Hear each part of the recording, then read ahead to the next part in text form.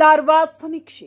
ಗಂಗಾವತಿ ನಗರದ ಅಂಬೇಡ್ಕರ್ ನಗರದಲ್ಲಿ ಪ್ರಾಥಮಿಕ ಆರೋಗ್ಯ ಕೇಂದ್ರ ವತಿಯಿಂದ ಡೆಂಗು ರೋಗ ನಿಯಂತ್ರಣ ಕುರಿತು ಈಡಿಸ್ ಲಾರ್ವಾ ಸಮೀಕ್ಷೆ ನಡೆಸಲಾಯಿತು. ವೈದ್ಯಾಧಿಕಾರಿಗಳು ಹಾಗೂ ಸ್ವಯಂ ಸೇವಕರು, ಆಶಾ ಕಾರ್ಯಕರ್ತೆಯರು ಸಮೀಕ್ಷೆಯಲ್ಲಿ ಪಾಲ್ಗೊಂಡಿದ್ದರು. ಮಳೆಗಾಲ ಆರಂಭವಾಗಿರುವುದರಿಂದ ಸಾಂಕ್ರಾಮಿಕ ರೋಗಗಳನ್ನು ತಡೆಗಟ್ಟುವ ಮುನ್ನೆಚ್ಚರಿಕೆ ಕ್ರಮವಾಗಿ ಈ ಸಮೀಕ್ಷೆ ನಡೆಸಲಾಗುತ್ತಿದೆ.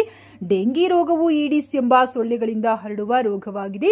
ಇಂಥ ಸೊಳ್ಳೆಗಳ ಸಂತಾನೋತ್ಪತ್ತಿ ತಾಣಗಳಾದ ಹೂವಿನ ಕುಂಡ, ಬಿಸಾಕಿದ ಹಳೆ ಟೈರ್, ಹಳೆ ಎಣ್ಣೆಯ ಡ್ರಮ್, ನೀರು ಸಂಗ್ರಹಿಸುವ ತೊಟ್ಟಿ ಮುಂತಾದವುಗಳನ್ನು ಸ್ಪಷ್ಟವಾಗಿಟ್ಟುಕೊಳ್ಳುವುದು ಸೊಳ್ಳೆ ನಿಯಂತ್ರಣಕ್ಕೆ ಇರುವ ಪರಿಹಾರವಾಗಿದೆ. ಮಳೆಗಾಲದಲ್ಲಿ ಸೋಂಕು ಹೆಚ್ಚಾಗಿ ಹರಡುವುದರಿಂದ ಇವುಗಳನ್ನು ಶುಚಿಗೊಳಿಸಿ ಸೊಳ್ಳೆ ಮೊಟ್ಟೆ ಇಡಲು ಅವಕಾಶವಿರದಂತೆ ಸಾರ್ವಜನಿಕರು ನೋಡಿಕೊಳ್ಳಬೇಕು.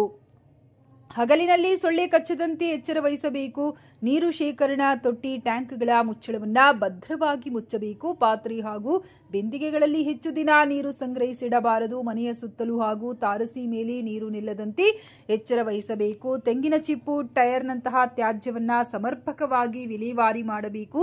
ತೊಟ್ಟಿ, ಬಿಂದಿಗೆ, ಡ್ರಮ್ಗಳಲ್ಲಿ 2-3 ದಿನಕ್ಕೊಮ್ಮೆ ನೀರು ಬದಲಿಸಿ ಸ್ವಚ್ಛಗೊಳಿಸಬೇಕೆಂದು ಆರೋಗ್ಯ ಪ್ರಾಥಮಿಕ ಕೇಂದ್ರ ವೈದ್ಯರಾದ ಡಾಕ್ಟರ್ ಅಶ್ರಿಯಾ ತಬ್ಸುಮ್ ಸಾರ್ವಜನಿಕರಿಗೆ ತಿಳಿ ಹೇಳಲಾಯಿತು.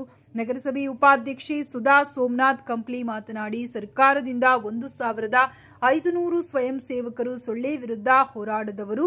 ಕರ್ನಾಟಕ ಸರ್ಕಾರ ಸ್ವಯಂ ಸೇವಕರನ್ನ ನೇಮಕ ಮಾಡಿದ್ದು, ಸಾರ್ವಜನಿಕರಿಗೆ ಆರೋಗ್ಯದ ದೃಷ್ಟಿಕೋನದ ಬಗ್ಗೆ ಅರಿವು ಮೂಡಿಸಲು ಆರೋಗ್ಯ ಇಲಾಖೆಯಲ್ಲಿ ಸಾಕಷ್ಟು ಕಾರ್ಯಕ್ರಮ ಮಾಡಲಾಯಿತು. ಇದರಲ್ಲಿ ಲಾರ್ವಾ ಸಮೀಕ್ಷೆಯೂ ಕೂಡ ಮುಖ್ಯವಾಗಿದ್ದು ಮತ್ತು ಡೆಂಗು ಕೂಡ ಕಡಿಮೆ ಮಾಡಬಹುದು. ಆದ್ದರಿಂದ ಸಾರ್ವಜನಿಕರು ನಿಮ್ಮ ಮನೆ ಮತ್ತು ಸುತ್ತಮುತ್ತಲಿನಲ್ಲಿ ಸ್ವಚ್ಛತೆಯನ್ನ ಕಾಪಾಡಿಕೊಳ್ಳಬೇಕೆಂದು ಸಾರ್ವಜನಿಕರಿಗೆ ಸೂಚನೆ ನೀಡಿದರು. ಈ ಸಂದರ್ಭದಲ್ಲಿ malaria link worker H Suresh, ಆರೋಗ್ಯ ಸಿಬ್ಬಂದಿಗಳಾದ ಶಿವಗಂಗಾ, ಪ್ರವೀಣ್, ರಾಜೇಸಾಬ್, ಮಂಜುಳಾ, ನೇತ್ರಾವತಿ, ನಾಗವೇಣಿ, ಆಶಾ ಕಾರ್ಯಕರ್ತೆ ಸೇರಿದಂತೆ ಇತರರು ಉಪಸ್ಥಿತರಿದ್ದರು.